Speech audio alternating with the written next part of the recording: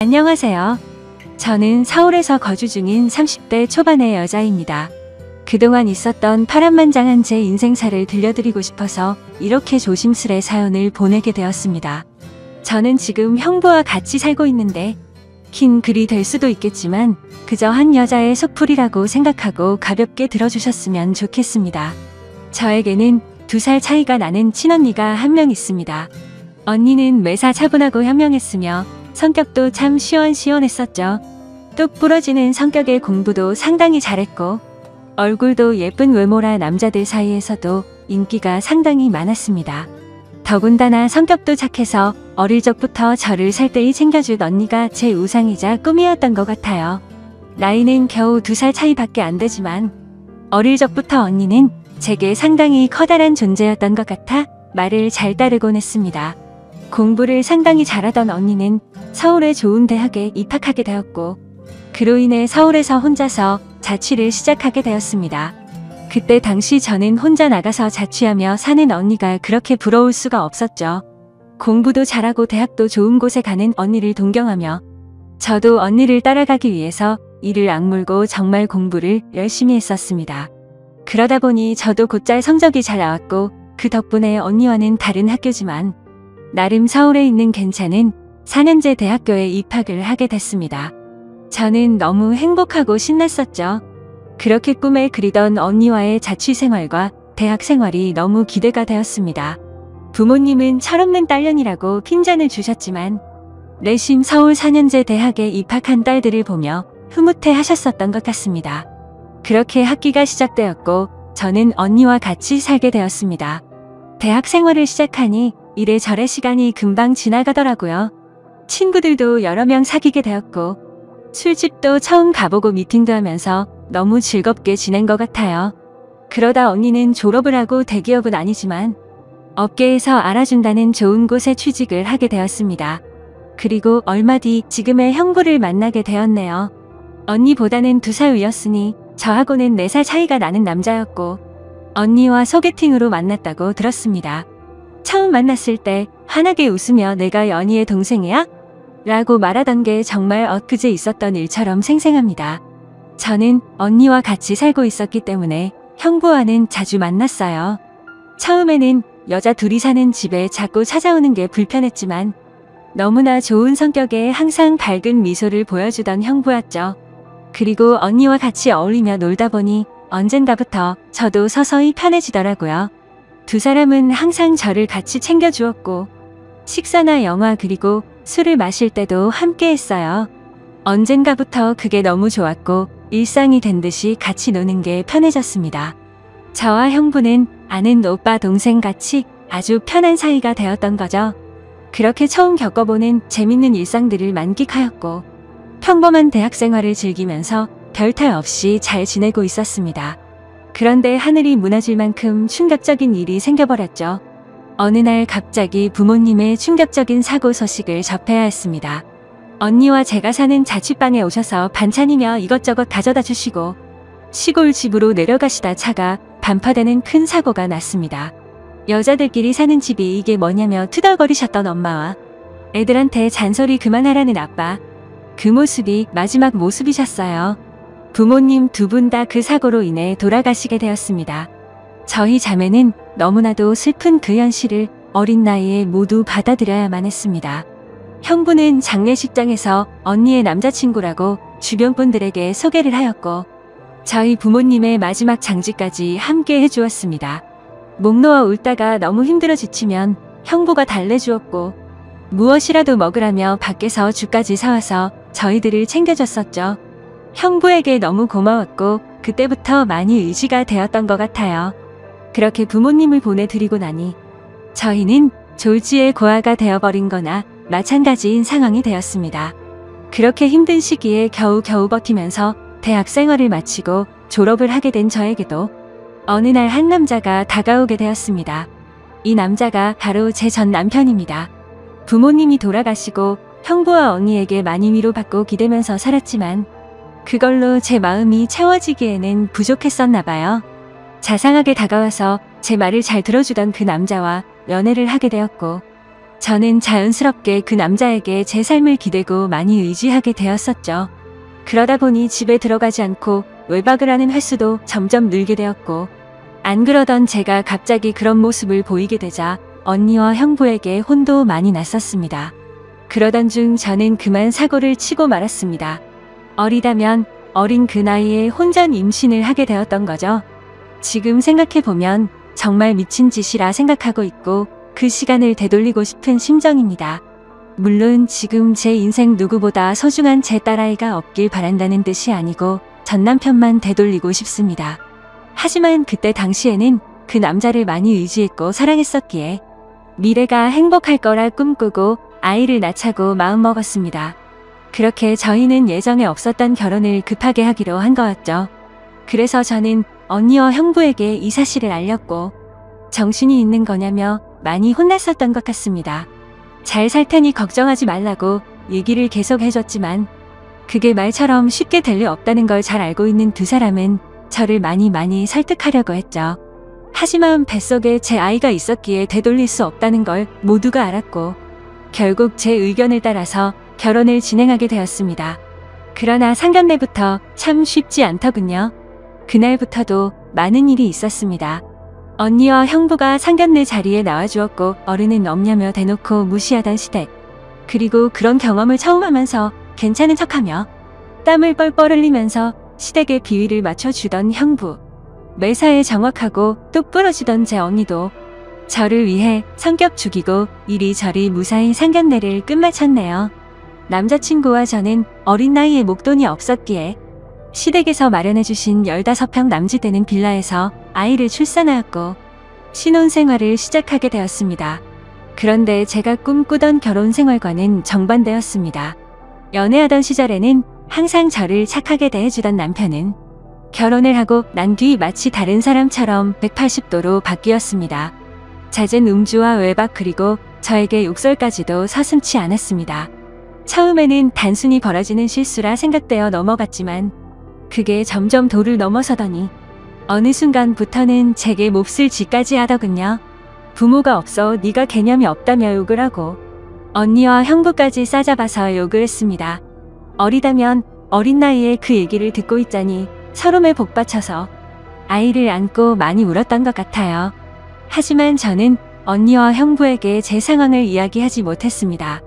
잘 살겠다고 큰 소리 뻥뻥 치고 강행했던 이 결혼. 지금 제가 이런 대접을 받고 힘들게 산다는 사실을 안다면 언니와 형부가 너무 슬퍼할 걸 잘 알았거든요. 그렇게 저는 힘든 하루하루를 살아가던 중 언니와 형부는 결혼을 하게 됐습니다. 저는 그 당시 많이 힘들고 지친 마음이었지만 누구보다 그 둘의 결혼을 축복했기에 밝게 웃으며 축하해 주었습니다. 그리고 저의 불행한 일상이 2년쯤 지났을 때였습니다.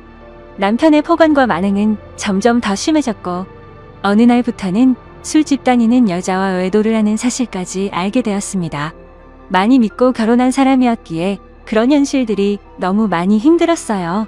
그래서 저는 이제는 이 사람과 어떻게든 정리를 해야겠다고 생각하고 있었을 때였습니다. 하지만 현실적으로 이혼하고 나가면 어떻게 살까라는 생각이 들었고 아직 이렇게 조그마한 딸아이와 내가 잘 살 수 있을까 걱정이 들었습니다. 부모님께서 살아계셨으면 내가 돌아갈 곳이 있을 텐데 하는 슬픔에 잠겼죠. 그러다 힘들어 지쳐 딸아이를 데리고 언니를 보러 집으로 찾아갔습니다. 저는 아무런 일 없다는 듯 언니와 식사를 했고 평소대로 일상적인 대화를 나누었습니다. 언니와 식사를 하고 있는 중에 형부가 퇴근하여 집으로 들어왔고 저를 보며 반갑게 맞아줬습니다. 언니네 오게 되면 딸아이 선물도 챙겨서 들어오게 미리 얘기 좀 하라고 하는 형부. 이렇게 정감 있는 인사를 해주며 제 머리를 쓰다듬어 주더라고요. 그런데 얼마 전 남편에게 밀쳐져서 넘어지다 찢어졌던 부분을 건드렸고 저도 모르게 비명소리를 내게 되었습니다. 형부는 깜짝 놀라서 뭐냐고 왜 그러냐고 계속 물어봤죠. 저는 사실대로 말할 수 없어 눈을 못 마주치고 있는데 걱정을 해주는 모습을 보고 있으니 저도 모르게 서름에 복받쳐 갑자기 눈물이 흘렀습니다. 뭔가 이상하다는 느낌을 감지한 건지 형부는 제 몸을 계속 살폈고 눈에 띌 만큼 표정이 급격히 경직되면서 변해갔습니다. 형부는 남편 놈이 이런 거냐고 솔직히 말해보라며 저를 다 그쳤고 저는 아니라고 계속 부인했지만 하염없이 나오는 눈물이 제 말이 거짓이라고 저를 대신해서 대답해 주었죠. 결국 그날 그동안 있었던 모든 일에 대해서 솔직하게 말을 했고 형부는 화를 내면서 그 늦은 시간 저를 이끌고 저희 집을 찾아갔습니다. 술을 좀 했는지 소파에 누워서 뒹굴고 있는 남편을 사정없이 멱살을 잡고 흔들기 시작했습니다. 네가 사람 새끼냐고 어떻게 여자한테 그럴 수 있냐며 계속 욕을 했죠. 남편은 그러다 넘어지면서 가구에 부딪혔고 악을 쓰며 소리를 질렀습니다. 형부는 그때부터 정신이 조금 들었는지 잠시 숨을 고르더라고요. 일단 이 상황이 정리가 되어야 할 것 같아 형부를 밖으로 데리고 나가려 하는데 갑자기 남편에게 무릎을 꿇으면서 이야기를 했습니다.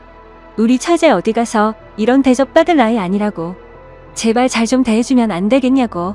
내가 실수해서 다쳤으니 속 풀릴 때까지 자신을 때리라고 하더군요. 제발 부탁을 한다면서 말이죠. 남편은 그런 형부와 울고 있는 저에게 지금까지 해왔던 것, 그 이상의 온갖 욕설을 뱉으며 경찰에 신고를 했습니다. 경찰이 와서 일단 상황은 종료되었지만 절대 합의는 하지 않겠다는 남편 때문에 형부는 결국 재판까지 받게 되었습니다. 자세한 내용은 형부가 절대 말해주지 않아 그 후 어떤 처벌이 이뤄지게 됐는지는 지금도 잘 모르겠습니다. 그런 상황을 겪은 뒤로 저는 확실히 남편과 정리를 할 수 있었고 이도 저도 갈 곳이 없던 저와 딸아이에게 언니와 형부는 손을 내밀어 주었습니다.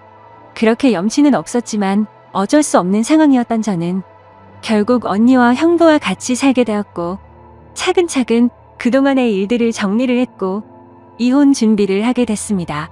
이혼 과정이 생각보다 참 복잡한 게 많더라고요.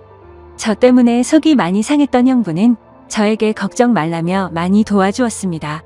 너무 힘들었던 제게는 그때 형부와 언니에게 너무 고마웠어요. 그리고는 예전 처음 형부를 만났을 때처럼 저와 언니 그리고 형부, 거기에 제 딸아이까지 나름 행복한 생활로 돌아올 수 있었습니다. 딸아이는 아주 어려서 그간의 일들을 전혀 인지하지 못합니다. 마냥 이 상황이 당연한 일상인 듯 해맑게 커가고 있었습니다. 어쩌면 다행이었죠. 이때쯤 아이가 3살이 되어 어린이집에 보낼 수 있었고 저도 작지만 경제활동을 할 수 있게 되었습니다. 전공을 살려 작은 디자인 업체 취직을 하게 되었어요. 이 회사가 프리랜서처럼 집에서도 일을 할 수 있었기에 아이를 키우는 저에게는 딱 알맞은 직장이었거든요. 급여는 그리 많지 않았지만 빨리 목돈을 모아서 이 집에서 독립하기 위해 이 악물고 일했던 것 같습니다. 회사 몰래 아르바이트 짬짬이 해가면서 아이도 챙기고 일도 병행하는 그런 정신없이 바쁜 나날들을 보냈습니다. 그러다 어느 날 일어나지 말아야 할 충격적인 사건이 벌어졌습니다. 왜 저에게는 이런 시련들이 몇 번씩이나 이어졌는지 하늘이 원망스럽습니다. 어느 날 회사에서 디자인 회의를 하고 집으로 돌아왔는데 회사에 있어야 할 형부가 잔뜩 어지럽혀진 집안 식탁에 앉아 울고 있었어요. 식탁 위에는 마시던 소주들이 널브러져 있었고요. 너무 놀라서 이게 무슨 일이냐 물었지만 형부는 아무 말이 없더라고요. 그러다 식탁 위에 올려진 이혼 서류를 발견했고 그 서류에는 언니 이름이 적혀 있었습니다. 무슨 일이냐 물었습니다. 한참이 지난 뒤에 형부가 하는 말이 언니와 이혼하게 되었답니다. 언니는 집을 나갔다고 하더라고요. 갑자기 도대체 무슨 말인지 도저히 이해가 안 되었어요. 아무 문제 없이 행복하게 잘 지내고 있는 줄만 알았는데 갑자기 이혼이라니요. 계속 형부에게 물었지만 형부는 그냥 이혼할 거니 그렇게 알라고만 얘기했고 다른 이야기는 해주지 않았습니다. 일단 아이를 챙겨야 했기 때문에 대화는 그렇게 끝났고 바로 언니에게 전화했습니다. 언니는 아무 말도 하지 않았고 저는 무슨 일인지 일단 만나서 이야기하자고 언니를 다독았습니다. 언니와 만났고 이야기를 들었습니다. 언니는 정말 미안하고 몹쓸 짓인 걸 알지만 사랑하는 사람이 생겼다고 말하더군요. 이게 도대체 무슨 말인지 말도 안 나왔습니다. 제가 그렇게 좋아했던 똑순이 언니가 형부가 아닌 사랑하는 사람이 생겼답니다. 너무 화가 났어요. 뭐라고 욕도 나오기 전에 언니의 뺨부터 때렸습니다. 도대체 이게 무슨 짓거리냐고. 형부가 우리한테 얼마나 잘해줬는데 그게 무슨 말이냐고. 내가 잘못 들은 거 맞다고 말하라고 소리를 질러댔습니다. 그런 언니는 그저 미안하답니다. 저를 끝까지 챙겨주지 못하고 무책임하게 떠나게 되어서 미안하다고 하더라고요. 너무나 황당하고 어이가 없어서 말도 제대로 안 나오더군요. 그렇게 저희들을 위해 잘해준 우리 형부가 너무 불쌍해서 저는 정신을 차리고 언니에게 얘기했습니다. 앞으로 너는 내 언니도 아니고 2번 다시 우리 앞에 나타나지 말라고. 내가 너 대신 형부를 끝까지 지켜줄 거니 꺼지라고 했습니다. 그리고 울면서 자리를 나왔습니다. 저도 그렇게 아프게 이혼했는데 그렇게 믿었던 언니가 제 전남편처럼 인간 같지도 않는 짓을 저지르다니 믿어지지가 않았습니다. 집으로 돌아온 저는 말없이 형부를 위로해 주었습니다. 사실 제가 할 수 있는 일이 크게 없었어요. 저도 딸아이와 함께 얹혀 살고 있는 입장이었기 때문에 그저 위로를 해줄 뿐 다른 방법이 없었거든요. 형부는 며칠 동안 출근도 하지 않고 술만 마시며 지냈습니다. 그걸 보다 보니 저는 너무 안쓰러웠습니다. 그래서 그때부터 언니 대신 집안일을 더욱 더 살뜰히 챙겼고 가사, 육아, 일을 병행하게 되었습니다.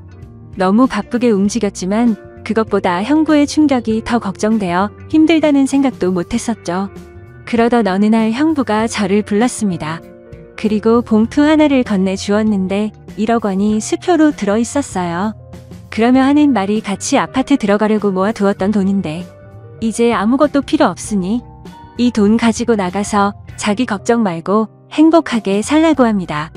여기에 계속 있기 불편하지 않겠냐고. 어차피 끝까지 저랑 제 아이 데리고 가려고 했었기에 그 몫을 나누어 주는 거라고 하더군요. 힘든 그 와중에도 제 걱정을 하고 있었다니 눈물이 나서 펑펑 울어버렸어요. 그리고 형부를 꼭 안아주며 내가 같이 지켜줄 거니까 너무 슬퍼하지 말라고 당분간 곁에 있게 해달라고. 형부가 정신 차리면 내가 알아서 나갈 테니 이 돈은 필요 없다고 말했습니다. 형부도 감정이 복받쳤는지 목 놓아 울었고 알겠다면서 고맙다고 말하더라고요. 그렇게 저와 저희 딸아이 형부까지 비록 임시지만 새로운 가족이 되었습니다. 형부는 바랄 게 뭐 있냐고 아무것도 필요 없다며 언니와 조용히 합의 이혼을 했습니다. 왜 이렇게 착한 사람을 상처받게 만드는지 언니가 너무 미웠고 형부에게 미안했습니다.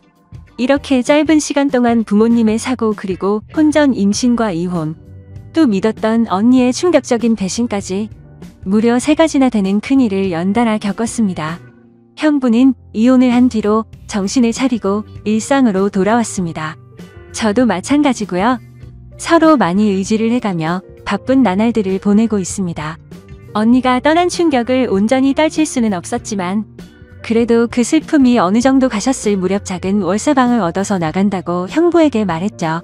어느 정도 일상이 제자리를 찾은 것 같아서 제가 살 길을 찾아가겠다고 말했더니 여기가 너희 집인데 어딜 가냐고 화를 내더라고요. 이제 우리 가족인데 어딜 나가냐고요. 끝까지 서로 의지하자며 저를 붙잡더라고요. 형부를 위해서도 이건 아니다 싶어 완강히 거절했지만 이런저런 실랑이 끝에 형부에게 너무 고마운